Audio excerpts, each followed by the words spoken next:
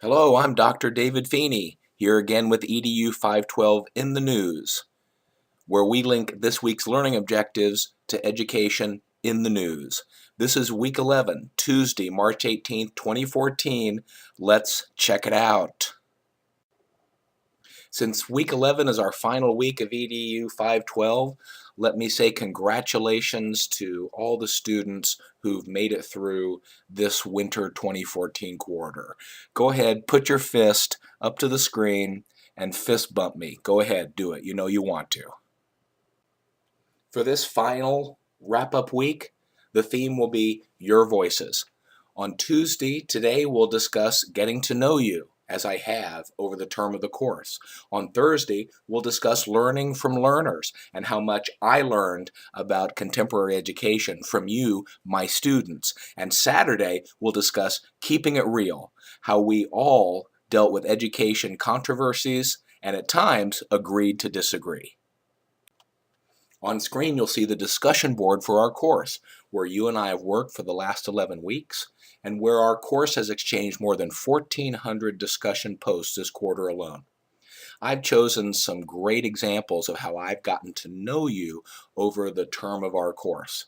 Don't worry, I've taken all names out, and this allows me to focus on the power of your voices and how I've gotten to know you this quarter.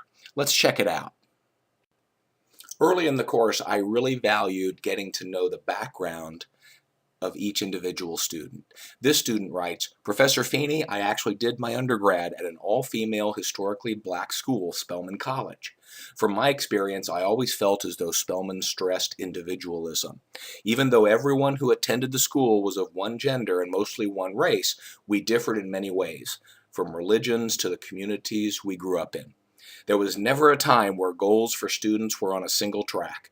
It may also have helped that Spelman is a liberal arts school, so the focus was more so on directing students in whatever path they chose. Now, this is a perspective that I wouldn't have known unless I had gotten to know each student's individual background. Of particular interest to me as an educator was the practical stories and advice that students would relay.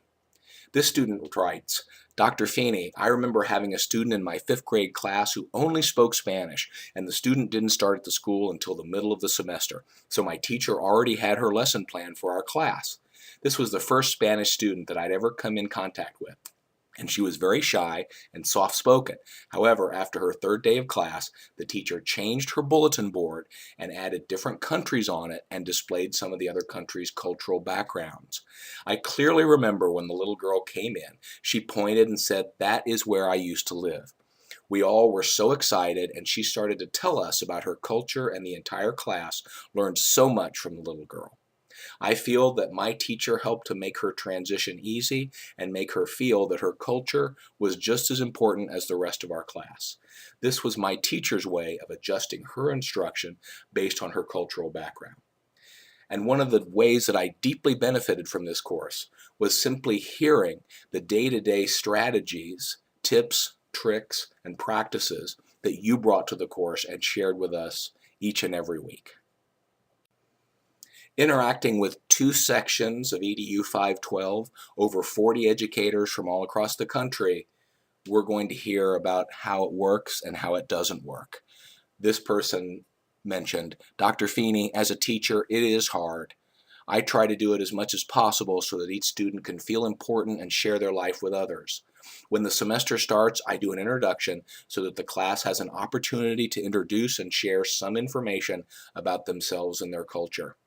In another activity, the students use PowerPoint to create their family tree and share recipes and special holidays and functions that are part of their family history. I teach at a predominantly black school. Here is a website that I found useful when I had 5 Caucasians, 7 Hispanics, and 98 African Americans. I did not want them to feel isolated or discouraged with education. I placed them in the same groups when we were dealing with history and culture. When we did other class assignments, I paired them with others who had different learning styles. Some of the challenge was time, finding activities to fit each learner, and changing the assessment to fit each learner. And part of the valuable ways I've gotten to know each of you is through the valuable ways that you have gotten to know your students and matching them day by day, student by student, to ways of instruction that are more diverse and also practical and effective. And that was so valuable to me. I believe as educators, we do this as a labor of love. And we will be encountering struggles and difficulties, and that sharing those with a group through the course can have a helpful or cathartic function. This student writes, "Hi, Dr. Feeney. I have experienced stereotypical behavior quite a bit from some of the teachers I work with. The school is predominantly white, so quite obviously ethnic students get the most negative feedback. In most cases, it is downright insulting, especially when they talk about their students' academic progress. Instead of speaking on how they want to help those students achieve more in their classrooms, they in turn talk about how they project their futures will be and needlessly try to say it's not bright. Though I try to dispute with them and argue that I never have problems with those students, these teachers refuse to believe that maybe, just maybe, the real problems they are having with those students are stereotypical behaviors that they've bestowed upon them. I think some of them feel that if they're nice and pleasant with at least 10% of their ethnic students, it eliminates them from being racist, which is totally absurd." And one of the things that I saw over and over in our education diversity course is not just me discussing these education issues and perspectives with you, which can be contentious, but also the tremendous amount of engagement and support that you gave to each other, which in turn supported me. It was a real blessing to see everyone come together and acknowledge difficulty, but also providing ways that allow people to move forward in a practical, helpful way. It was inspiring. So that wraps up our presentation for Tuesday, where I've discussed how I've gotten to know you and where you're coming from as you approach your classrooms and your students.